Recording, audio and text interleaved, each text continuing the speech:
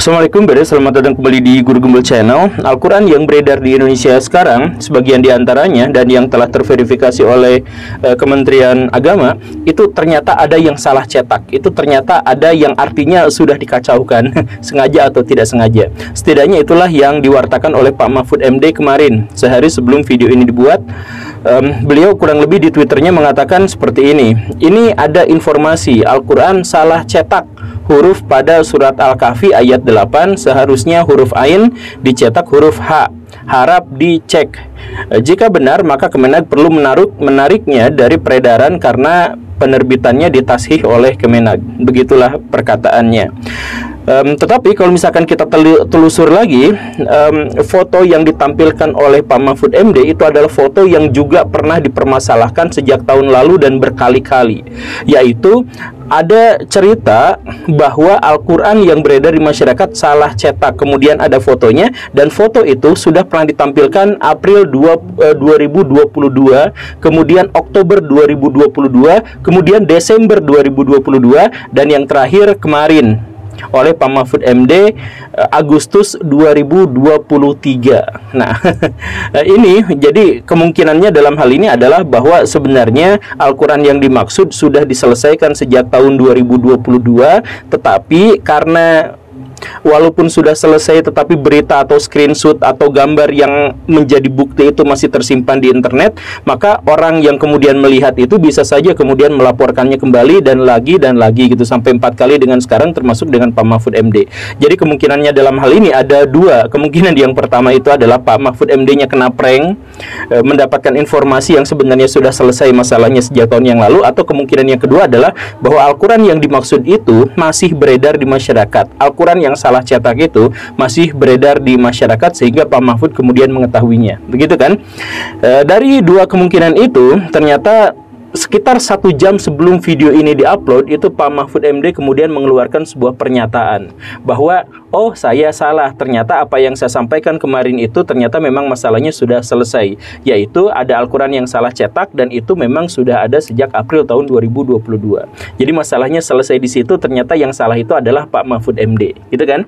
Nah, tapi kemudian di sini muncul lagi masalah yang baru. Setidaknya saya mengamati ada dua masalah di sini. Yang pertama itu adalah bahkan orang selevel Pak Mahfud MD yang kita ketahui betapa cerdasnya beliau, betapa jalannya nalar beliau itu, ternyata terhadap internet beliau tetap tidak kebal terhadap hoax atau terhadap berita yang terdistorsi. Jadi dalam hal ini kita semua memang tidak kebal terhadap masalah-masalah yang seperti itu. Ya mungkin orang dengan nalar tinggi, kemampuan atau kekebalannya lebih tinggi daripada yang lain, tetapi kekebalan itu tetap tidak mutlak gitu. Tetap tidak bisa menghindarkan dia dari masalah-masalah yang lebih besar. Karena di dunia modern saat ini arus informasi yang beredar di internet itu benar-benar masif, benar-benar tidak terkontrol, dan bahkan untuk negara yang memiliki lembaga sensor segala rupa itu tetap tidak akan bisa mengatasi masalah-masalah yang seperti ini. Bahkan kita mengetahui ternyata Pak Mahfud MD tidak bisa bebas dari masalah informasi yang terdistorsi seperti ini. Di episode selanjutnya kita akan bahas ini secara lebih detail.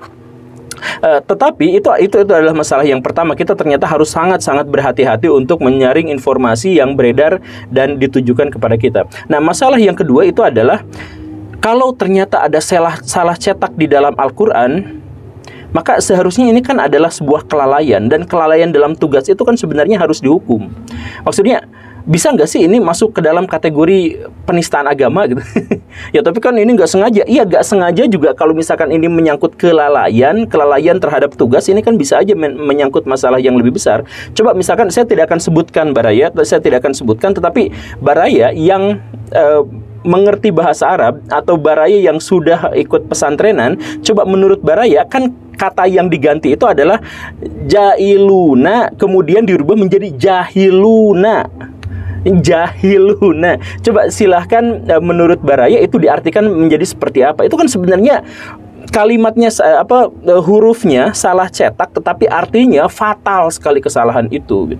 Jadi kalau memang itu memang kelalaian atau tidak disengaja oleh Kemendag, apakah itu masuk ke dalam penistaan agama? Mengingat pasal penistaan agama itu pasal yang luar biasa karet.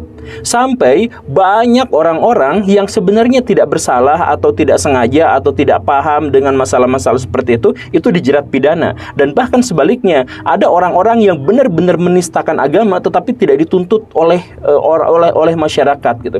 Biasanya pasal penistaan agama itu tidak terkait dengan mana yang dinistakan, tetapi terkait siapa yang melaporkan gitu dan siapa yang melakukan gitu. Jadi kalau misalkan, saya mohon maaf ya, kalau misalkan orang minoritas, dia mau sengaja mau nggak sengaja, dia mau paham mau nggak paham, dia bisa aja masuk ke dalam pasal penistaan agama. Tetapi kalau misalkan dia itu adalah masyarakat yang lebih mayoritas atau sekelompok orang yang meyakini bahwa dirinya pemegang kunci surga, maka biasanya mereka sama sekali tidak diadili, sama sekali tidak dikaitkan dengan hukum, tidak ada delik dan sebagainya gitu. Termasuk dalam hal ini ya, tentu saja saya tidak mengajak Baraya untuk memvonis Kemenak dan sebagainya. Cuman maksud saya ini kan kesalahan yang benar-benar terhadap nilai-nilai yang sakral gitu. Al-Quran itu kan nilai yang sakral, kemudian diubah dan artinya benar-benar jadi mengerikan gitu. Artinya itu udah benar-benar penistaan gitu, secara harfiahnya menjadi seperti itu gitu. Ya silakan saja itu memikirkan, tapi kok jadi sefatal ini gitu. Jangan-jangan ini yang sudah ketahuan, yang tidak ketahuan banyak gitu. Jangan-jangan seperti itu. Tapi ya tentu saja dalam hal ini tidak sih Baraya. Jadi kalau misalkan untuk yang terakhir ini, saya pengen berikan sedikit penghiburan buat Baraya bahwa dalam Islam Al-Quran itu sudah dijamin keotentikannya. Dari awal sampai akhir memang bunyinya masih seperti itu saja, ayatnya masih seperti itu saja dan sebagainya. Kalau ada jumlah ayat yang berbeda satu sama lain, itu adalah urusan tafsiran saja. Seperti misalkan Al-Fatihah ada yang menyebut bahwa 7 yaitu yang dimaksud dengan Bismillah itu masuk ke dalamnya, ada yang bilang tidak masuk ke dalamnya dan sebagainya, yaitu tetap, tapi kan bunyinya sama, maknanya sama, artinya sama. Yang membedakan itu adalah apakah Bismillah masuk ke dalamnya atau tidak gitu ya. Nah, intinya adalah bahwa Al-Quran dalam hal ini memang terjaga gitu. Dan salah satu cara untuk menjaga Al-Quran itu adalah dengan adanya para penghafal Quran. Makanya dalam hal ini ayo kita apresiasi para penghafal Quran di Indonesia yang jumlahnya sampai sekitar 30.000 orang, lebih dari 30.000 orang lah ya.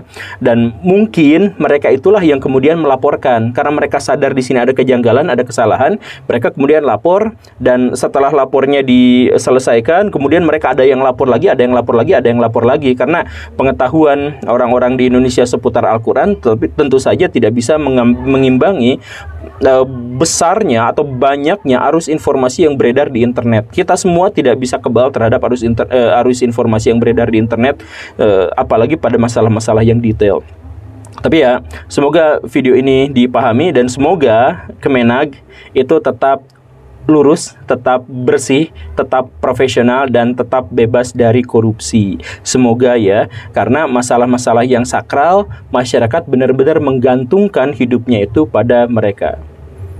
Terima kasih karena sudah menyimak. Saya Guru Gembul. Assalamualaikum warahmatullahi wabarakatuh.